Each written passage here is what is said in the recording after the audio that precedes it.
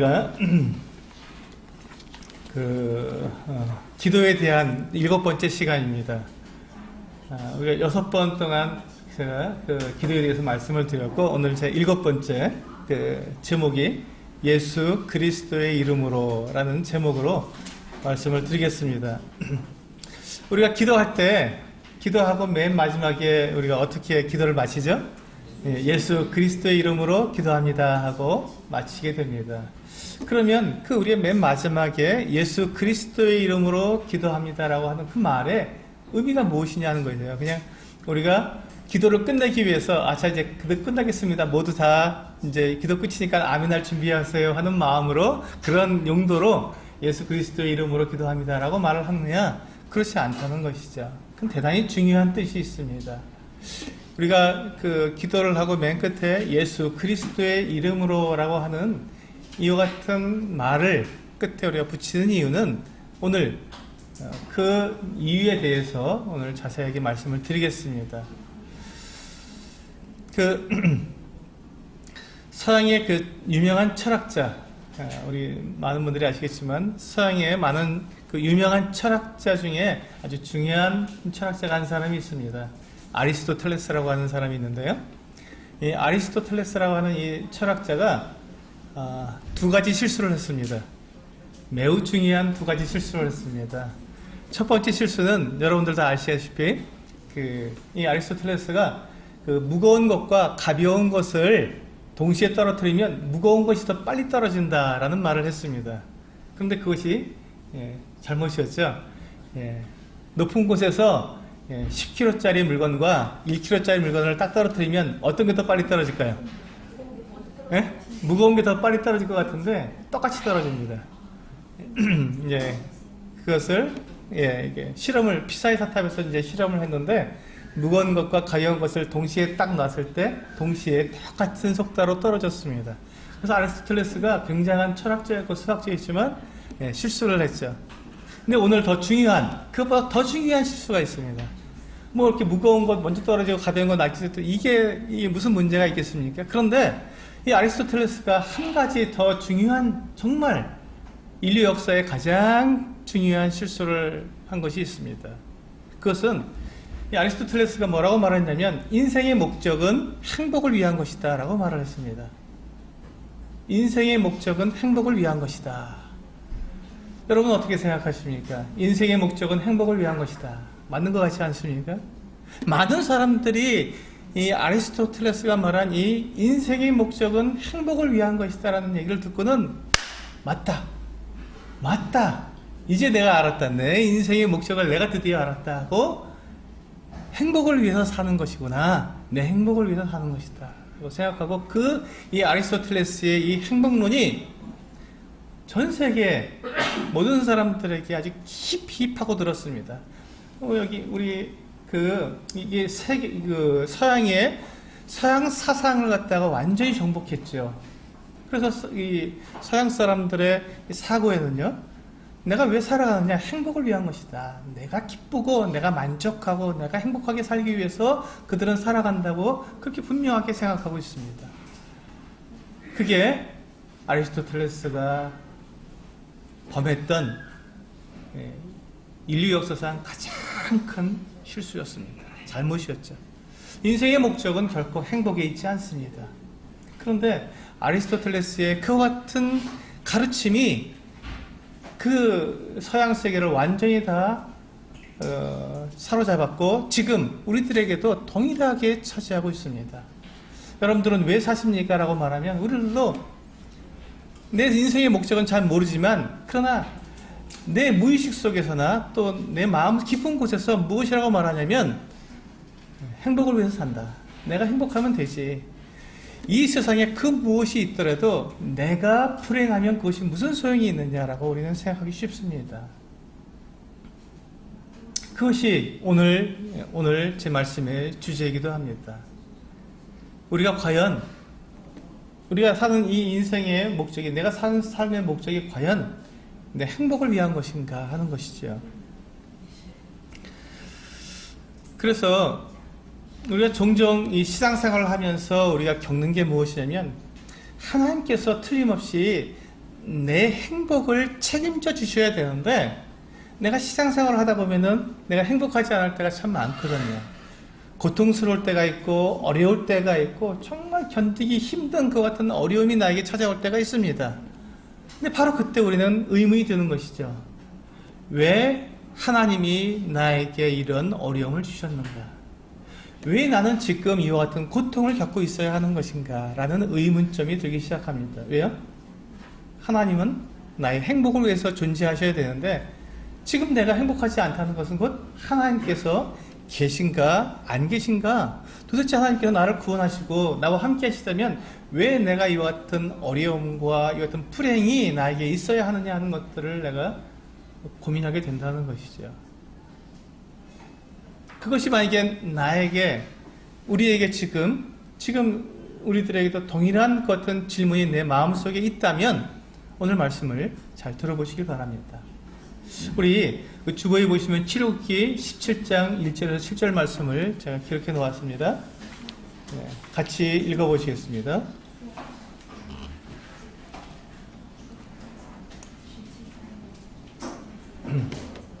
출애굽기 17장 1절에서 7절입니다. 시작.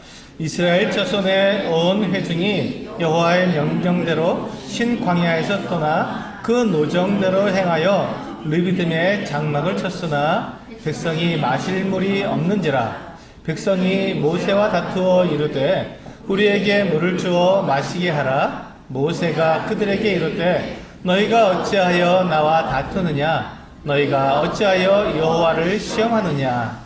거기서 백성이 목이 말라 물을 찾으매 그들이 모세에게 대하여 원망하여 이르되 당신이 어찌하여 우리를 애굽에서 인도해 내어서 우리와 우리 자녀와 우리 가축이 목말라 죽게 하느냐?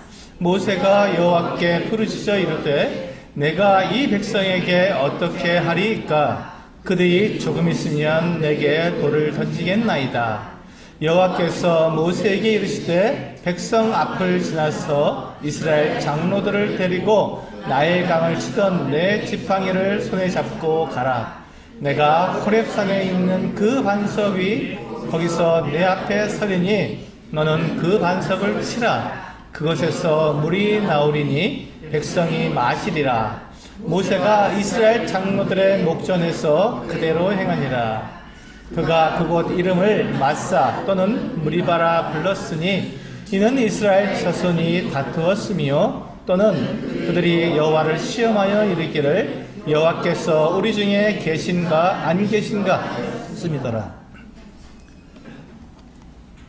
이스라엘 백성들이 그 광야에 나왔는데, 이스라엘 백성들이 광야에 나와서 그들이 살아가는 동안에 하나님의 그 인도하심과 하나님께서 그들을 불러내신 그 뜻, 그 계획을 오해했습니다. 어떻게 오해했냐면요, 그들이 애굽에서 살 때 그들이 애굽의 종이 되었었는데 그 종살이에서 하나님께서 그들을 이끌어내셔서 젖과 꿀이 흐르는 그 땅, 가나안 땅으로 들여보내겠다고 말씀하셨으니, 하나님은 우리들의 행복을 위해서, 나를 위해서, 내가 행복하게 살도록 하기 위해서 나를 애굽에서 건져서 가나안 땅에 들어가게 하시는구나, 이렇게 오해한 것입니다.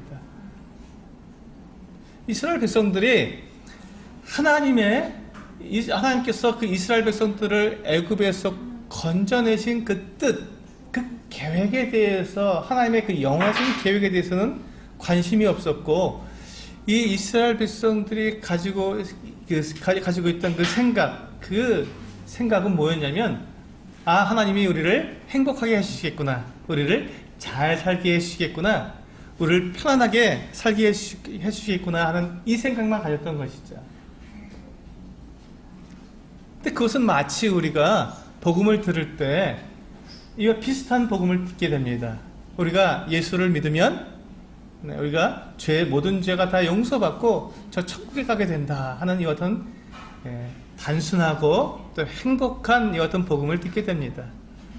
이것이 잘못된 건 아니죠. 그러나 잘못된 건 아니지만 이와 같은 행복론적인 이 복음은 우리들을 신앙을 파괴하는 그와 같은 복음이 됩니다. 우리는 결코 우리의 행복을 위해서 구원받은 사람들이 아닙니다. 하나님께서 우리를 구원하실 때 우리를 행복하게 해주시려고 우리를 구원하신 것이 아닙니다. 하나님 그보다 더 큰 의미, 더 큰 뜻을 가지고 우리를 구원하신 것이거든요. 하나님께서 우리를 구원하신 것은 하나님의 그 영원하신 계획과 영원하신 뜻 속에서 우리를 사랑하시기 때문에 우리를 구원하신 것이지, 우리가 생각하는 것처럼 우리가 잘 먹고 잘 살고 내가 생각하는 그 어떤 행복한 삶, 그냥 누리고 즐거워하는 그 어떤 삶을 살게 하기 위해서 우리를 구원하신 것은 아니라는 것입니다. 그런데 우리가 예수 믿으면 천국에 간다 하는 이 그 복음을 들었을 때 우리는 오해하기를, 하나님은 나를 행복하게 해주시는 분이시구나, 내가 예수 믿으면 내가 행복하게 되겠구나, 내 죄도 용서해 주시고 내가 영원히 살게 해주시고, 또 거기서는 내가 아프지도 않고 또 눈물도 없고 죄도 없는 곳인데 그곳에 가면 얼마나 행복할까 하는 이와 같은 행복을 주는 이 같은 복음을 들었기 때문에 우리는 하나님을 오해한다는 것입니다. 그래서 이와 같이 우리가 복음을 들었을 그 같은 복을 주는, 나에게 행복을 주는 복음을 들었을 때 그것만 단순히 붙들고 있는 우리가 신앙생활을 하게 된다면 우리는 지금 이 이스라엘 백성들처럼 우리도 동일한 오해를 하기가 쉽습니다. 우리도 지금 이 인생길을 걸어가는데 이 인생길은 마치 이스라엘 백성들이 광야를 걸어간 것처럼 그렇게 어렵고 힘든 길입니다. 근데 이 인생길에서 우리가 어려움을 만나고 또 지금 이스라엘 백성들처럼 그렇게 그 곤란한 환경에 처했을 때 이스라엘 백성들이 맨 마지막 우리 7절에 보면 뭐라고 되어 있습니까? 그들이 여호와를 시험하여 이르기를 여호와께서 우리 중에 계신가 안 계신가 하였습니다라. 이 지금 하나님께서 그들 중에 계신지 안 계신지까지 의심하는 이와 같은 정말 오해 가운데 그들이 들어가게 된 것이지요.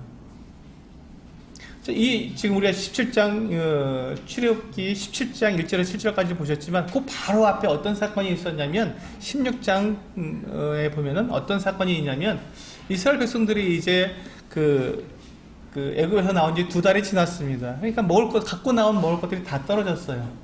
그러니까 배가 고팠습니다. 음식이 없었습니다. 그래서 그들이 이제 그들이 모세에게 불평을 했습니다. 불평을 하기 시작하니까 이 모세가 하나님께 기도했습니다. 그래서 하나님께서 약속을 하셨습니다.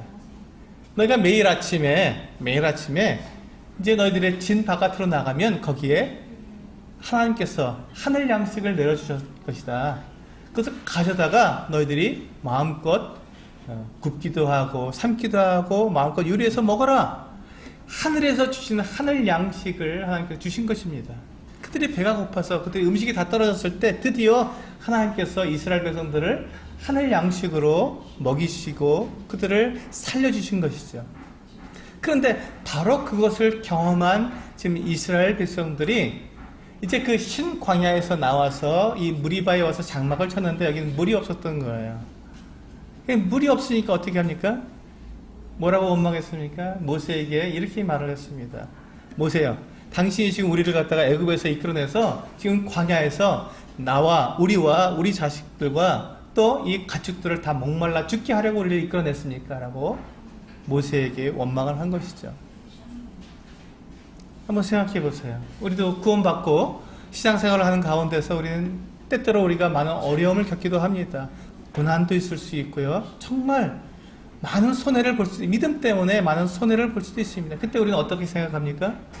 내가 괜히 예수를 믿었나 하는 생각을 갖기도 합니다. 내가 예수를 믿지 않았다면, 차라리 내가 예수를 믿지 않았다면 내가 차라리 이 고생하지 않고 이 생고생하지 않고 내가 그냥 세상 사람처럼 똑같이 쾌락을 누리고 즐거워하다가 죽으면 그만인데 내가 괜히 예수 믿었나. 내가 차라리 내가 죽기 전에, 바로 죽기 전에 그때까지 실컷 쾌락을 누리다가 죽기 전에 바로 예수를 믿었으면 내가 차라리 더 낫지 않았을까 하는 이와 같은 생각들도 우리가 하는 것이 우리들의 마음입니다. 왜?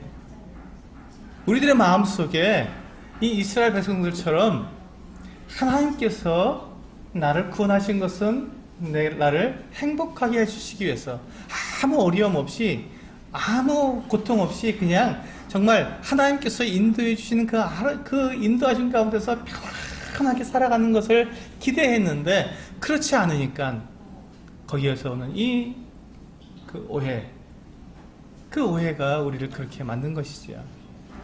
우리가 이 하나님께서 나를 구원하신 그 구원하심이 나의 행복을 위한 것이 아니라 하나님을 위한 것임을 우리는 알아야 합니다. 우리의 존재의 목적은 나를 위해서 내가 존재하는 것이 아니라 하나님께서 사람을 지으신 이유는 하나님을 위해서 지으셨다는 것이죠. 이것을 우리는 많이 오해합니다. 이스라엘 백성들이 이제 그렇게 자기들이 물이 없어서 모세에게 원망을 하고 하나님께 원망을 하는 동안에 하나님은 어떻게 하셨죠? 그들이 그렇게 원망하는 동안에도 하나님은 신실하게 매일 아침 그들에게 만나를 내려주셨습니다. 그들은 만나를 먹고 있었어요. 하나님께서는 그들이 불평하는 그 날에도 하나님은 결코 만나를 그치지 않으셨습니다. 너희들 정말 괘씸하구나. 너희들에게는 너희들 먹을 자격이 없어 하고 만나를 내려주시지 않은 것이 아니라 그날에도 하나님은 그들에게 만나를 내려주셨던 것입니다. 그들은 그 하나님께서 주시는 하늘 양식인 만나를 먹으면서도 무엇을 했죠? 하나님께 불평과 원망을 한 것입니다. 그리고 맨 마지막에 우리 7절에서 제가 아까 읽었던 것처럼 하나님이 우리 중에 계신가 안 계신가 하고 의심했던 것이죠. 만나를 먹으면서도 말입니다. 만나를 먹으면서도. 그런데 한번 생각해 보십시오. 이게 우리들의 삶과 매우 비슷하지 않습니까? 하나님께서 우리를 인도하고 계시고 우리의 모든 필요를 공급하고 계시고 우리를 살게 하시고 살아가게 하시고 또 이 하나님의 말씀으로 우리를 공급해 주시는 것들 모든 것들을 경험하는 과정 가운데서도 나에게 어려움이 있거나 나에게 힘든 것이 있거나 나에게 고통이 올 때 하나님 나에게 이 고통이 있을 때 당신은 어디 계십니까? 하나님 정말 당신은 내 고통을 아십니까? 라고 하나님께 이렇게 울부짖는 마치 하나님이 안 계신 것 같이 그렇게 생각하고 하나님께 따져 묻는 원망하는 우리들의 모습이 있지 않는가 하는 것입니다.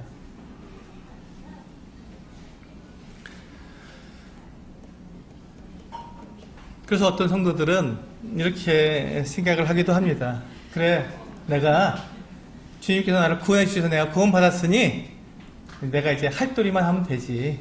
그래, 내가 양심상 주일날은 참석할 거야. 그리고 예배는 드릴 거야. 그리고 말씀은 듣고 그 다음에 내가 할 일은 다 했으니 내가 할 도리는 다 했으니 구원받은 자로서 내가 예배도 드렸고 말씀도 들었고 함께 성도들과 함께 주일날 내가 섬겼으니 이제 나머지 날들은 다 내 마음대로 내가 원하는 대로 내 행복을 위해서 내 쾌락을 위해서 내가 그렇게 살아갈 거야 하고 다짐을 합니다.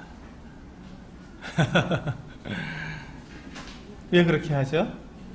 하나님이 나의 행복을 위해서 존재하셔야 되는데 그렇게 하기 위해서는 내 행복을 위해서는 하나님께서 내가 하나님의 그 통제 아래 들어가지 않고 내 육체가 원하는 것을 내가 하고 살아야 되기 때문에 우리는 그렇게 생각하기가 쉽습니다. 근데 이것은 하나님을 잘 알지 못하기 때문에 그와 같은 생각을 하는 것입니다. 참으로 하나님을 아는 사람, 진짜로 하나님을 아는 사람은 그렇게 하지 못합니다. 하나님께서 나를 구원하신 것은 나의 행복을 위해서 구원하신 것이 아니라 하나님의 사랑 때문에 나를 구원하신 것이라는 것을 알게 되면 그렇다면 우리는 그 하나님을 떠나갈 수가 없습니다. 그 하나님을 의심할 수도 없고요.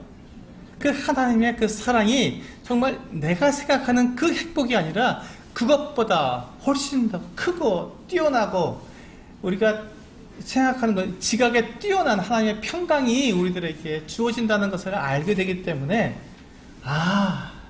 그것이 아니었구나. 내가 생각하는 이 말초적인 이 행복 그냥 내 육체가 그냥 편안하고 맛있는 거 먹고 편안하게 살게 되는 이 육체의 행복, 그것을 위해서 하나님께서 나를 구원하신 것이 아니라 하나님께서 나에게 주시는 우리의 모든 지식과 우리의 모든 경험을 뛰어넘는 그 놀라운 하나님의 평강, 하나님의 그 은혜, 그것을 나에게 주시기 위해서. 그래서 그것은 내가 상상할 수 없이 큰 은혜이며 그 사랑을 경험하게 되는 것인데, 그것을 주시기 위해서 나를 구원하신 것인데, 내가 그것을 오해하고 내 마음대로 하나님을 재단하고 하나님을 판단했구나 하는 것을 생각하게 된다는 것입니다.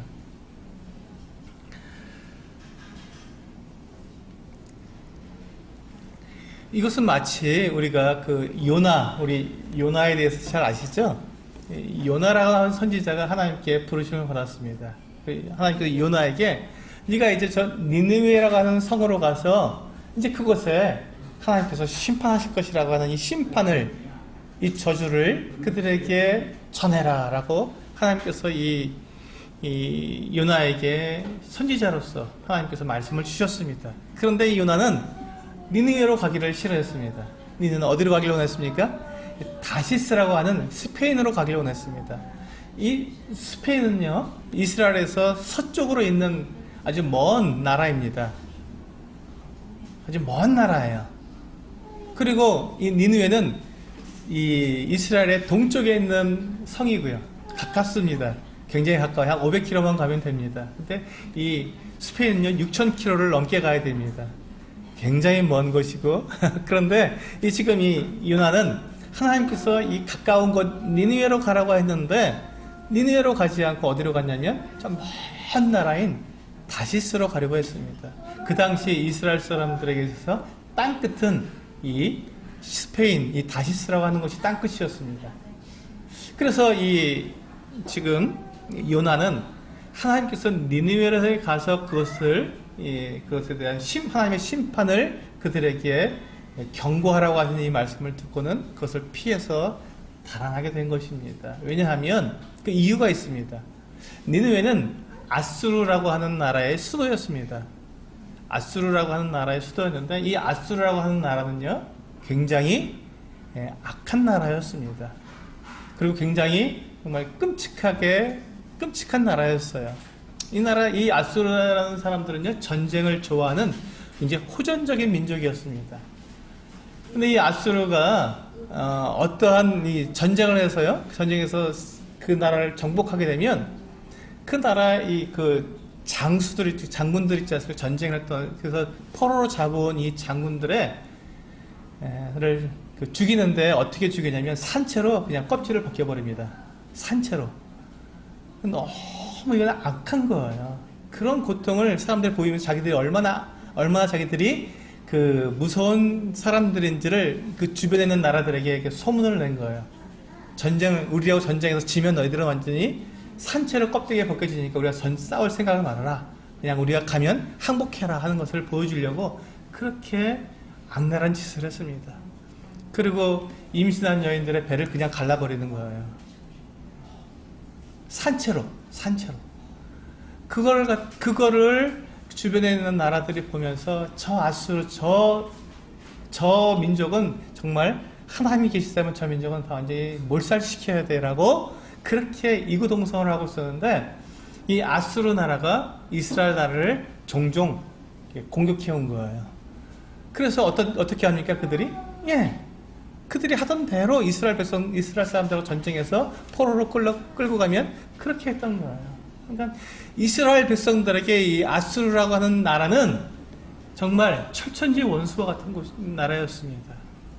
그런데 그 나라에 가서 하나님께서 그 니느웨라는 그 성에 가서 그 성을 하나님께서 너희들이 이제 악하기 때문에 내가 너희를 갖다가 벌하겠다라고 전하라는 것입니다.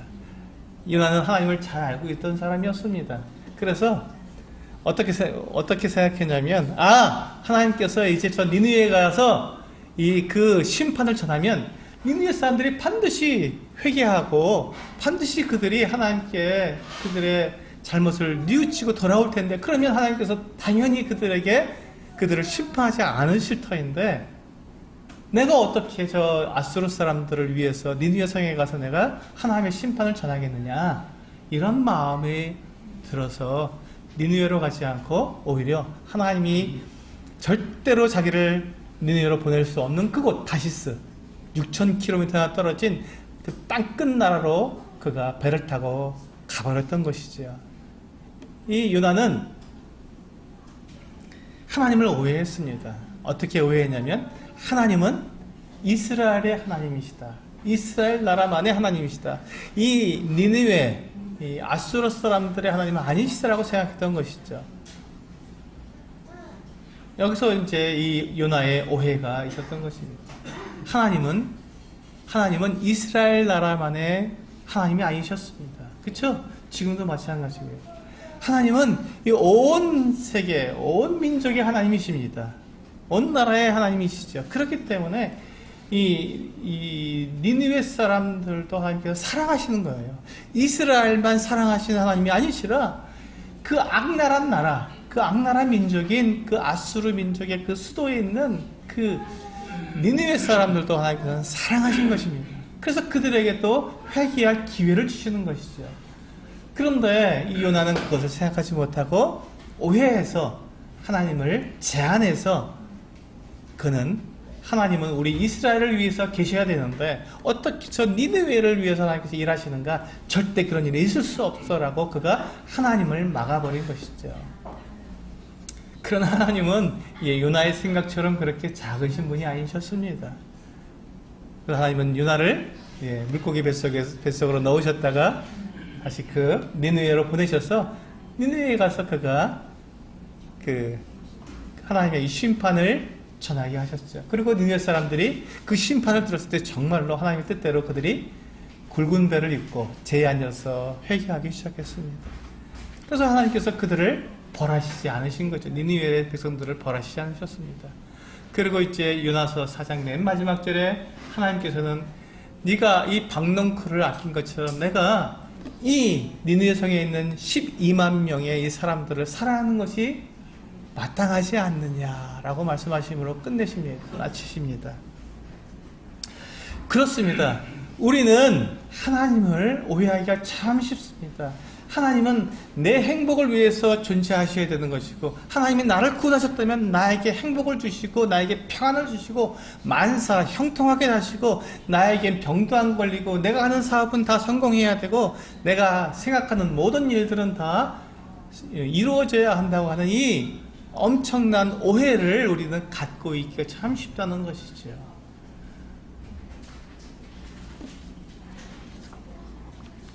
그렇기 때문에 우리는 나의 행복을 위해서 하나님을 우리는 믿고 하나님을 그렇게 섬기기로 합니다. 그래서 그 어떤 우리의 이 오해가 우리의 기도 속에 그대로 들어가서 나타나게 됩니다.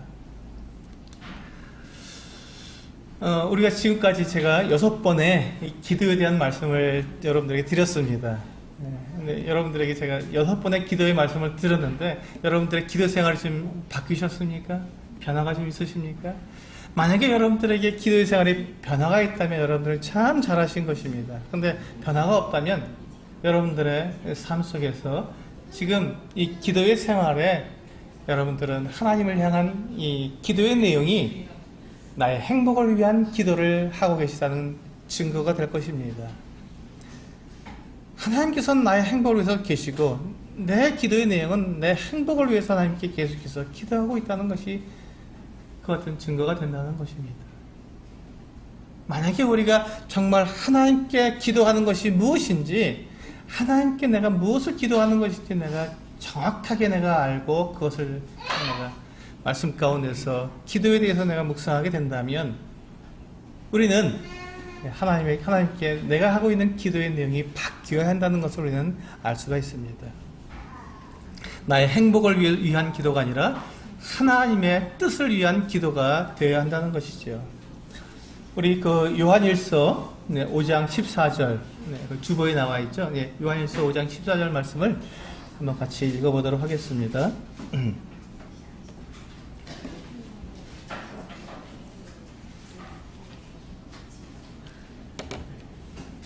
요한일서 5장 14절 시작.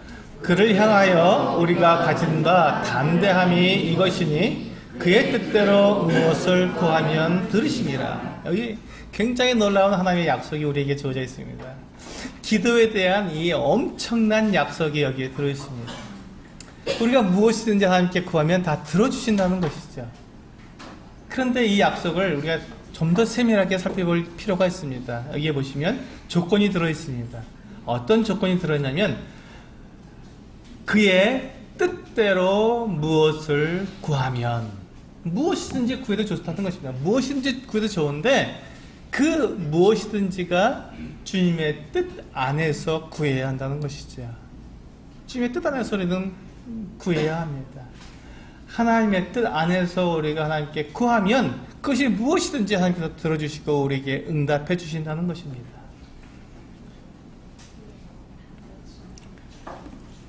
그러니까 우리가 기도해야 할 이제 기도의 방향이 잡혔습니다. 어떻게 기도해야 한다고요? 하나님의 뜻 안에서 기도해야 한다는 것이죠. 아, 그렇구나. 지금까지는 내가 내 뜻, 내 생각, 내가 원하는 것을 위해서 기도했다면 이제는 우리가 그것을 바꿔야 한다는 것입니다. 변화가 생겨야 한다는 것이죠. 하나님의 뜻 안에서 기도해야 하는 것이구나 하는 것을 알게 되었습니다. 그것은 우리 마태복음 6장 31절에서 33절 말씀을 한번 보겠습니다. 네, 주보에 있는 걸 보시고 같이 읽겠습니다. 시작. 그러므로 염려하여 이르기를 무엇을 먹을까, 무엇을 마실까, 무엇을 입을까 하지 말라. 이는 다 이방인들이 구하는 것이라. 너희 하늘 아버지께서 이 모든 것이 너희에게 있어야 할 줄을 아시느니라. 그런즉 너희는 먼저 그의 나라와 그의 의를 구하라. 그리하면 이 모든 것을 너희에게 더하시리라. 이 말씀이 대단히 우리에게 중요합니다. 우리는 이 말씀을 참 잘 알고 있고 우리는 암송하고 있고 늘 기억하고 있는 말씀입니다. 그런데 이 말씀의 진짜 뜻이 무엇입니까? 바로 이 말씀입니다. 그러므로 염려하여 이르기를 무엇을 먹을까, 무엇을 마실까, 무엇을 입을까 하지 말라. 이는 다 이방인들이 구하는 것이라. 이게 무엇입니까? 이방인들이 구한다는 것이 무엇입니까? 이방인들이, 하나님을 알지 못하는 사람들이 자기들의 우상을 만들어 놓고 그 우상 앞에 구하는 것이 무엇입니까? 여러분 한번 생각해 보세요. 많은 사람들이 저 절에 가서 부처 앞에서 구하는 것이 무엇입니까? 하나님의 뜻을 위해서 구합니까? 아니죠. 네, 나 잘 되고 내 자식 잘 되고 우리 집 흥하게 하고 우리가 하는 사업 다 잘 되게 해주고 건강하게 해달라는 그 같은 것을 그 우상에게 구합니다. 여러분 그런데 그들이 구하는 것이나 우리가 하나님께 구하는 것이나 한번 비교해 보시기 바랍니다. 차이가 있습니까? 그들이 우상 앞에 구하는 것이나 우리가 하나님께 구하는 것에 차이가 있습니까?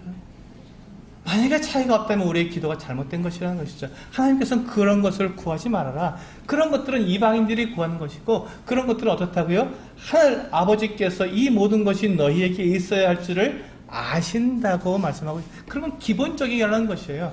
하나님께서 우리의 필요가 있다면 그 필요를 공급해 주신다는 것입니다. 그래서 우리가 먹고 마시고 입고 하는 것들을 위해서 하나님께 기도하는 것이 아니라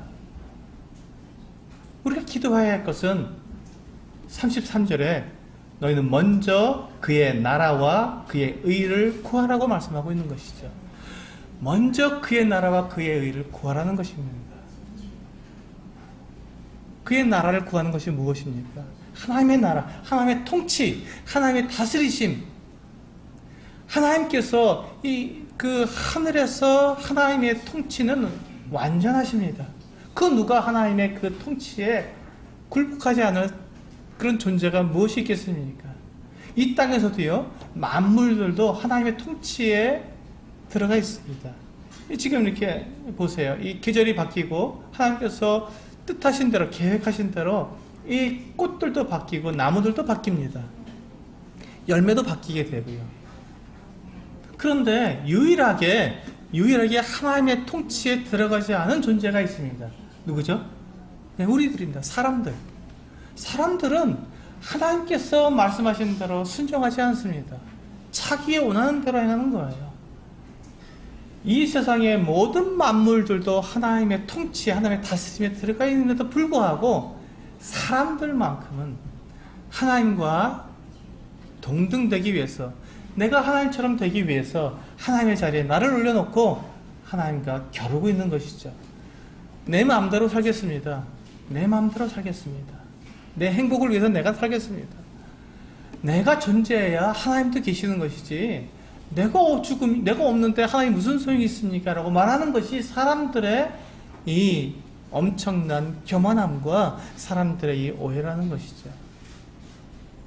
내가 존재해야 하나님도 존재에 의미가 있다고 말하는 이 철학자들의 말들, 이 서상가들의 말들이 어쩌면 우리들의 마음속에 팍 박혀서 그래 맞자 라고 우리가 동의하게 된다면, 우리는 하나님에 대해서 우리가 넘지 말아야 할, 아담과 하와가 먹었던 그 선악과를 먹었던 바로 그 동일한 죄를 우리가 범하고 있는 것이죠.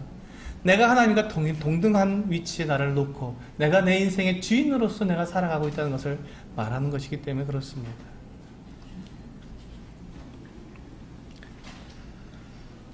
하나님은 하나님의 나라를 위해서 우리가 기도하라고 우리에게 말씀하셨습니다. 하나님의 나라를 위해서, 하나님의 다스리심에 우리가 들어가도록 우리에게 기도하라 하셨습니다. 두 번째, 하나님은 그의 의를 위해서 기도하라고 했습니다. 하나님의 의가 무엇입니까? 우리 로마서에 보시면 이 하나님의 의가 잘 나와 있습니다. 로마서 3장을 읽어보시면 하나님의 의가 분명히 나와 있습니다. 사람들이 가지고 있는 의는 무엇입니까? 그것은 자기의 행위로 하나님 앞에서 내가 옳다 인정을 받는 것입니다. 내 행위로. 내가 이만큼 착하게 살았으니까, 그래도 나는 다른 사람보다 나으니까, 내가 그래도 이 정도 살았으면, 내가 이 정도 하나님께 헌신했으면 됐지, 나는 다른 사람들하고 좀 다르잖아, 내가 하나님을 얼마나 사랑했대라고 하는 내 행위에 의한 의가 사람들의 의입니다. 이 많은 사람들이 세상에서요, 어떻게 살아갑니까? 자기 의로 살아갑니까? 자기 의 무엇입니까? 내가 그래도 난 법 없이도 살 사람이에요. 내가 이래봬도요, 나는 그래도 사람들 어려울 때는 도울 줄 아는 사람이고, 그래도 내가 다른 사람 욕할 때 나는 참을 줄 아는, 그런 나는 이렇게 인격적인 사람이라고요 라고 말하면서 내 행위, 나의 어떠한 내 의로 하나님께 나아가고자 하는 그 같은 삶을 사는 것이 사람들의 의입니다. 근데 사람들은 그것을 구해요. 그렇잖아요? 사람들이 그 인문학도, 그리고 여러 가지 이렇게 교육을 받고 참 성품 훈련 이런 것들을 받는 이유가 무엇입니까? 내가 착하게 살려고, 그래서 내가 인격적으로 살고 사람답게 살아보려고 그렇게 우리는 그런 것들을 배웁니다. 참 훌륭한, 좋죠. 그게 나쁘다는 것이 아닙니다. 그런데 그것이 하나님의 의냐 하는 것이죠. 그렇지 않다는 것입니다. 하나님의 의는 그렇지 않다고 로마서 3장에서 분명히 우리에게 말씀하고 있습니다. 하나님의 의는 그와 같은 율법적인 우리의 행위로 말미암는 내 의를 나타내는 것이 아니라 새로운 예수 그리스도로 말미암아 우리에게 주시는 의라고 말씀하고 있습니다. 하나님은 우리를 구원하실 때 우리를 행복하게 하기 위해서 우리 보고 한번 잘 살아보라고 하기 위해서 우리를 구원하신 것이 아니라, 하나님은 우리를 거룩하게 하시기 위해서 우리를 구원하신 것입니다.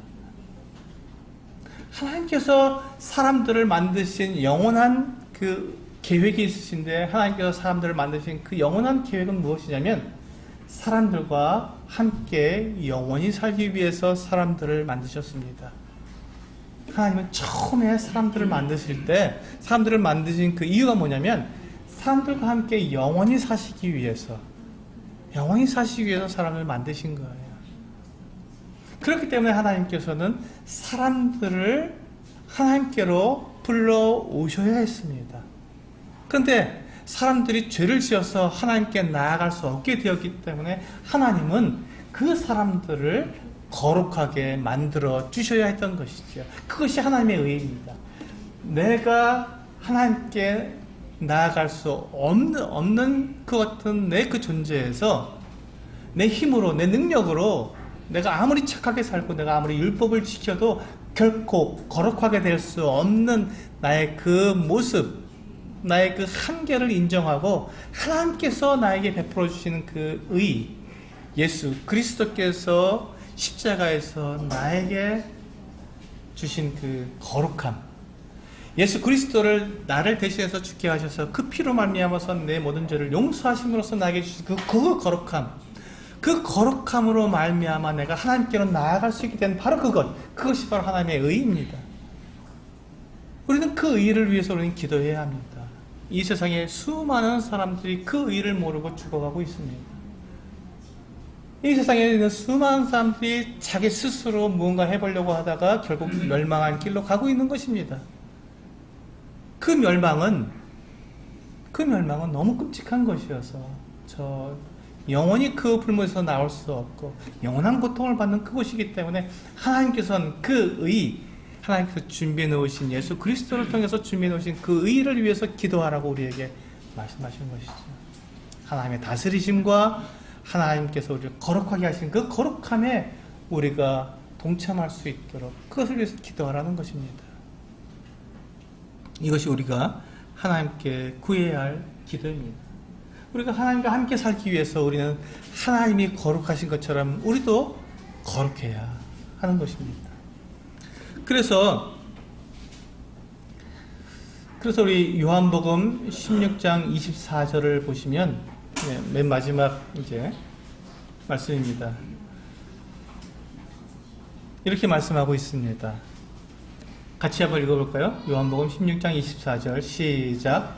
지금까지는 너희가 내 이름으로 아무것도 구하지 아니하였으나 구하라 그리하면 받으리니 너희 기쁨이 충만하리라. 여기 보시면 이제 주님의 이름으로 구하라고 말씀하고 있습니다. 주님의 이름으로 구하라는 것이죠. 자, 이게 바로 우리가 기도할 때마다 맨 끝에 예수 그리스도의 이름으로 기도합니다라고 붙이는 이유가 바로 여기에서 나왔습니다. 내 이름으로 구하라는 것입니다. 내 이름으로 구하라. 그러면 받으리니 너희 기쁨이 충만하리라. 그러면 내 이름으로 구하라는, 우리가 주 예수 그리스도 이름으로 기도한다는 이것의 의미가 무엇입니까? 이것이 바로 우리가 방금 앞에서 읽었던 요한일서 5장 14절에 있는 말씀과 똑같은 말씀입니다. 이 말씀은 주의 이름으로 구하라는 것은 예수 그리스도의 뜻, 예수 그리스도의 계획대로 구하라는 것입니다. 예수 그리스도의 뜻대로 구하라는 것이죠.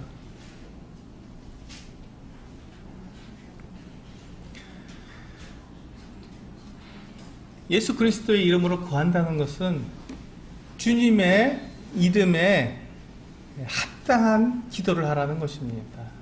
예수 그리스도의 이름에 합당한 기도. 우리가 이것을 제가 설명을 드리면요, 우리가 만약에 하나님께 기도하고 있습니다. 근데 내가 지금 하나님께 기도하는데 맨 끝에 예수 그리스도의 이름으로 기도합니다 라고 말한다는 것은 무엇이냐면, 지금 나와 함께 예수 그리스도 함께 나와 함께 무릎 꿇고 함께 기도하고 있는 거예요. 나와 함께.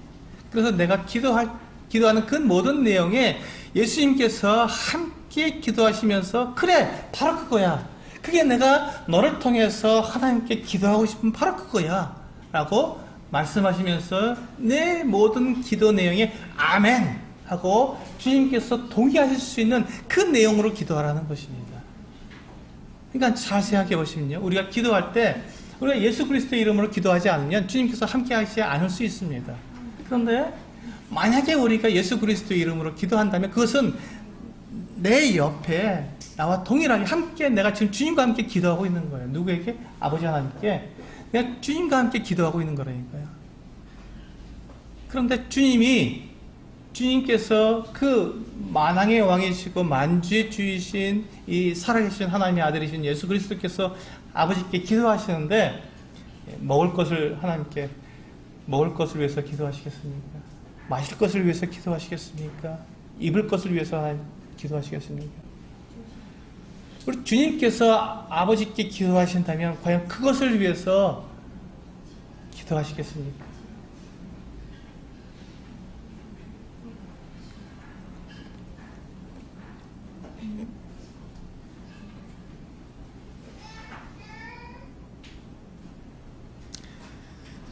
주님은 창조주이십니다.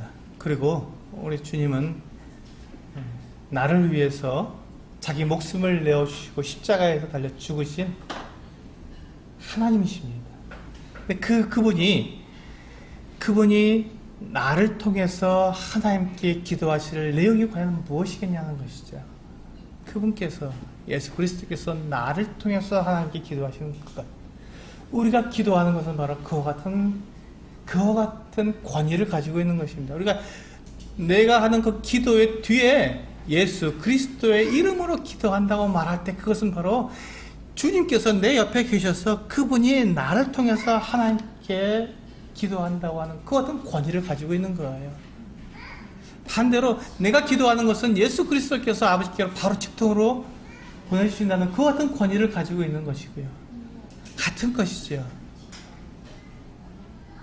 그래서 우리가 하나님 앞에 하는 그 기도의 그 권위는 예수 그리스도의 권위를 가지고 있다는 것입니다. 그것이 바로 우리가 예수 그리스도의 이름으로 기도합니다라고 기도 끝에 붙이는 바로 그와 같은 이유입니다. 그래서 그 이유 때문에 하나님께서는 우리의 기도를 다 들으시고 받으시는 것이죠. 예수 그리스도의 권위로 우리가 하나님께 기도했기 때문에요. 그런데 그 내용이 주님의 뜻과 맞지 않는다면, 그것이 하나님의 계획과 맞지 않는다면 하나님께서 얼마나 마음 아파하시고 얼마나 우리를 향해서 참 우리를 마음 아파하시겠는가 하는 것입니다. 아들아, 내 딸아, 내가 그 예수, 내 아들을 위해서 내 아들을 너에게 내어주기까지 하고 그 권위로 너가 나에게 기도하게 했는데, 네가 구하는 것이 그거냐? 네가 나한테 구할 수 있는 것이 그냥 그거냐? 밥 먹는 거, 뭐 마시는 거, 네가 입는 거, 그것 때문에 나한테 내 아들의 권위로 나에게 구하는 것이 겨우 그거냐라고 주님은 우리에게 말씀하시는 것이죠. 그래서 우리 주님은 그렇게 말씀하신 것입니다. 먼저 그의 나라와 그의 의를 구하라. 그리하면 이 모든 것을 너희에게 더하시리라 약속하셨습니다. 그 먹고 마시고 입는 것은요, 우리가 그렇게 먼저 그의 나라와 그의 의를 구하게 되면 하나님께서 자연스럽게 우리에게 덧입혀 주시는, 보너스로 주시는 것이라는 것입니다. 그거 너에게 필요한 거 다 안다. 너희가 나에게 올바른 것들을 구하면 내가 너에게 다 주마. 걱정하지 말아라. 그 염려하지 말아라. 그것 때문에 너희가 거기에 골몰하고 그거를 구하느라고 더 중요하고 더 가치 있는 그것을 구하는 것을 잊어버리지 말아라 하고 주님께서는 말씀해 주신 것입니다.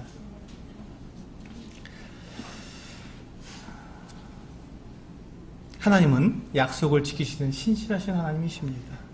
그리고 우리에게 가장 좋은 것을 주시는 선한 하나님이십니다. 그래서 만약에 우리가 하나님께 기도했는데 그 기도가 응답되지 않고 하나님께서 주시지 않는다면 그건 무엇을 말하죠? 그건 내가 잘못 구한 것입니다. 잘못 구한 것이죠. 그래서 우리는 얼른 기도의 내용을 살펴보고 바꿔야 합니다. 정말 나의 행복을 위해서, 내 욕심을 위해서 내가 기도했다면 얼른 바꿔야 합니다. 그리고 하나님의 그 뜻과 하나님의 나라를 위해서 우리는 구해야 합니다. 여러분, 그렇게 해서 하나님께 그 올바른 기도를 했을 때 하나님의 그 응답을 받았을 때 그 기쁨, 그 감격이 너무나 큰 것을 여러분들은 아십니까? 정말 놀랍습니다. 그것을 경험하면 경험할수록 더 경험하고 싶고, 그러므로 하나님께서 나와 동행하고 계시다는 것을 내가 알므로 더 하나님께 나를 딱 헌신할 수 있는 그와 같은 놀라운 같은 경험을 하기 때문에 우리는 그와 같은 경험을 더 하고 싶어 합니다. 내 기도가 응답되었다고 하는 이 놀라운 이 경험은 우리로 하여금 정말 이 신앙에 있어서 놀라운 변화를 가져다 줄 것입니다. 주님이 나와 동행하고 계시다는 것, 하나님이 내 음성을 듣고 계시다는 것, 그리고 내가 하나님의 그 나라와 하나님의 그 의에 내가 동역하고 있다는 것, 하나님의 그 계획에 내가 동역해서 하나님의 그 그 계획을 내가 내 삶에서 조금씩이나마 내가 이루어드리고 있다는 이 기쁨과 이 희열은 우리가 생각하는 이 행복, 우리가 생각하는 그 행복, 육체의 기쁨, 쾌락, 이것과는 가히 비교할 수 없는, 정말 비교할 수 없는 그와 같은 가치가 있는 것입니다. 마치 아이들이 그 구슬치기 할 때 그 구슬과 우리가 그 가지고 있는 우리가 그 보석이라고 얘기하는 그 다이아몬드와 그 가치를 비교할 때 어떻겠습니까? 전혀 가치를 비교할 수 없죠. 근데 어린 아이들에게는 구슬이 더 중요할 수도 있어요. 어린 아이들에게는요. 그 구슬이 있어야 아이들과 노니까요. 그런데 진짜 가치는 어디에 있습니까? 그 가치를 알게 된다면 구슬보다 다이아몬드를 더 귀하게 여기는 것처럼 우리의 육체의 행복이 아니라 하나님의 이 나라와 하나님의 그 의를 위해서 기도하고 그의 하나님의 그 계획에 내가 동역한다는 이 같은 이 기쁨, 그것을 경험하는 삶은, 그것을 경험하는 기도는 우리를 참된 가치 속에서 살아가게 하는 우리의 삶으로 바꿔줄 것입니다. 하나님은 나의 행복을 위해서 나를 구원하신 것이 아닙니다. 하나님의 영광과 하나님의 가장 선한 계획을 위해서 나를 구원하셨습니다. 그러므로 우리가 그 하나님의 최고의 계획을 알고 그 계획을 위해서 기도하기를 원하십니다. 그것이 내가 하나님의 선한 동역자가 되는 길이기 때문입니다. 기도하시고 마치도록 하겠습니다.